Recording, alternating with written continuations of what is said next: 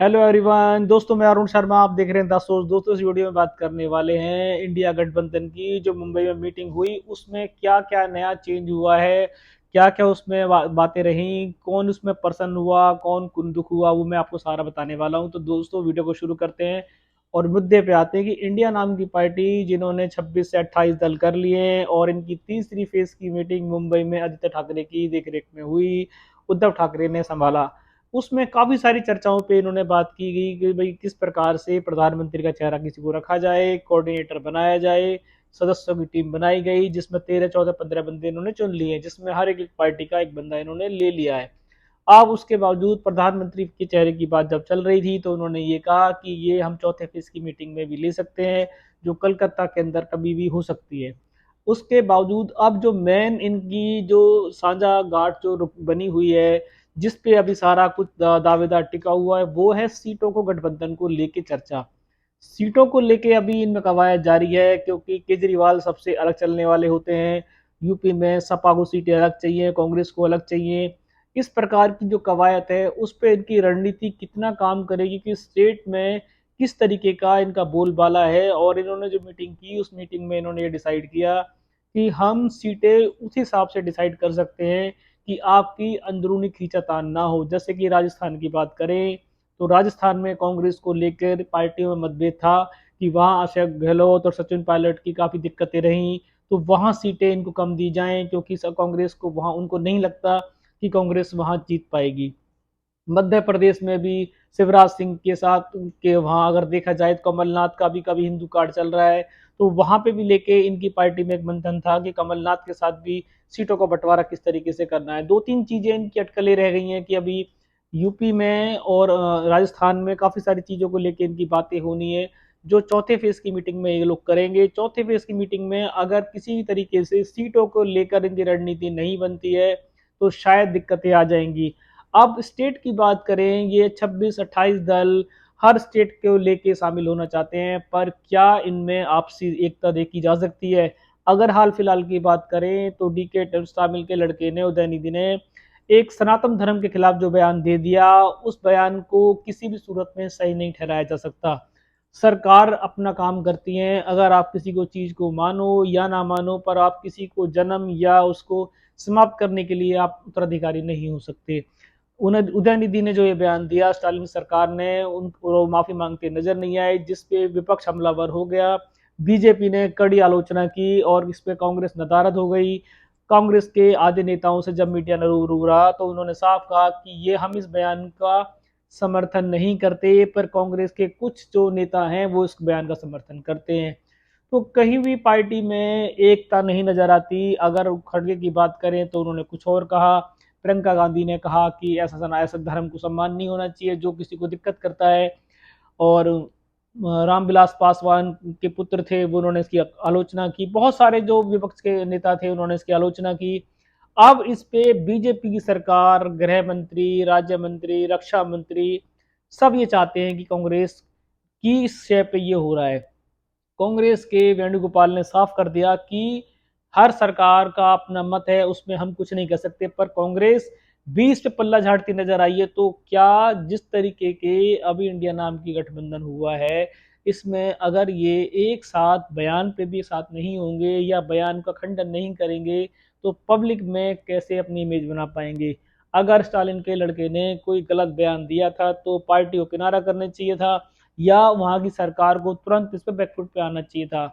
अब स्टालिन अलग चल रहे हैं, उनका लड़का अड़ा हुआ है, उसमें कांग्रेस के आधे नेता उनका साथ दे रहे हैं, चाहे पी चिदम्बरम हो, उनके लड़के हों, काफी सारे नेता हैं। और अगर इसी बात को जब कमलनाथ से पूछा गया तो कमलनाथ ने कांग्रेस में रहते ही साफ कह दिया कि हम उनके बयान से मतलब नहीं रखते।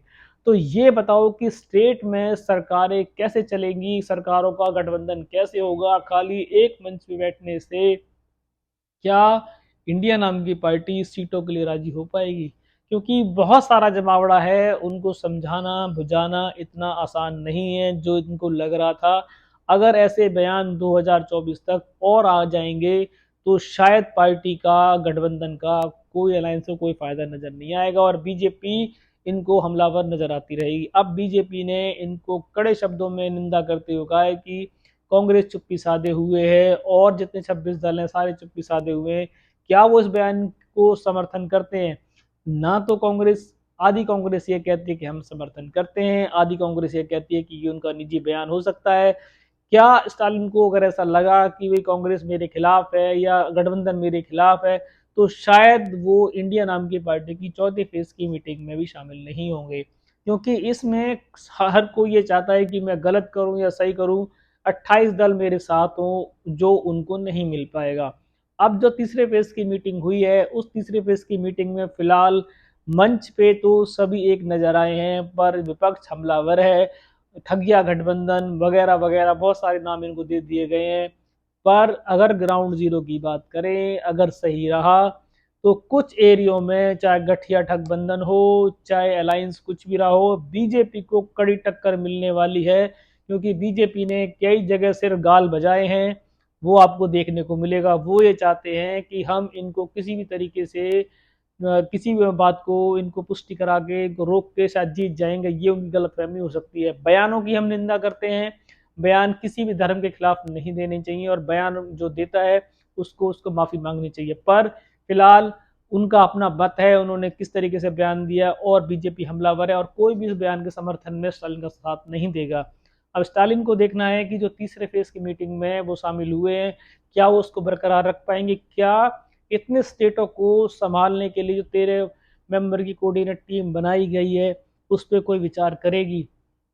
क्या इनकी अब जो आने वाली चौथी फेज की मीटिंग है उसमें इनकी इस चर्चा के बावजूद मीटिंग होगी, और आने वाली मीटिंग में क्या ये अपनी अपनी सीटों को निकालने वाली कवायद पूरी कर पाएंगे, क्योंकि मेन एक ही लीड बची है सीटों वाली।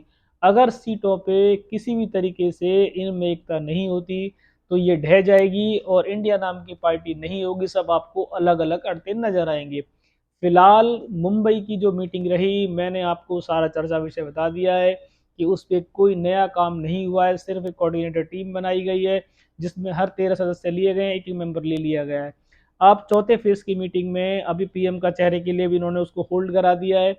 सिर्फ एक मीटिंग होनी है चौथे फेज की। फोर्थ मीटिंग जो फेज की जो मीटिंग होगी उस मीटिंग में ये जाहिर कर देंगे कि हमने अपनी सीटों को लेके तसल्ली हो चुकी है। अब वो तसल्ली जब तक नहीं होगी तब तक इनकी फोर्स मीटिंग नहीं हो सकती है। जिस दिन ये फोर्स इनकी मीटिंग होनी है फेस की, उसमें सारा तलब आपके सामने आ जाएगा। क्या इंडिया नाम की पार्टी 2024 तक बयानों को लेकर चल पाएगी? क्या सीटों का बंटवारा मर्जी के अनुसार ये लोग कर पाएंगे? क्या आपस में ये मोदी को रोकने के लिए खड़े रह पाएंगे? ये बहुत सारा समावेश और बहुत सारी अभी जनता के सवाल हैं जो इनको 2024 से पहले देने हैं। इसमें कुछ भी अभी ग्राउंड जीरो पे कुछ तकनीकी अपडेट कुछ भी आता है कि कुछ गठबंधन जुड़ जाते हैं या कुछ गठबंधन टूट जाते हैं, या सीटों से पहले भी कुछ फोर्थ फेज की मीटिंग में कोई दिक्कत आती है, मैं आपको बताऊंगा। क्योंकि हमने राजनीतिक पे पूरी अपनी पकड़ बनाई हुई है, टीम प्रॉपर वर्क करेगी और आपको ला के देगी। अगर आप चैनल पे पहली बार जुड़े हैं और आपने चैनल को कभी सब्सक्राइब नहीं किया है तो आप सब्सक्राइब कर सकते हैं, ताकि जितनी भी हमारी राजनीतिक डिबेट हैं जो हमने आपके लिए दी हैं आप उसका हिस्सा बन सकते हैं। अगर आप भी कोई राजनीतिक ऐसा मसला है जो आप जानना चाहते हैं तो प्लीज़ हमें आप हमारे हैंडल पे शेयर करें, कमेंट्स करें, ताकि हम आपके उस कमेंट्स की वैल्यू के ला के आपको सवाल का जवाब दें। दोस्तों फिर मिलता हूँ नई डिबेट और नई चर्चा के साथ, तब तक अपना ध्यान रखें। टेक केयर, बाय दोस्तों।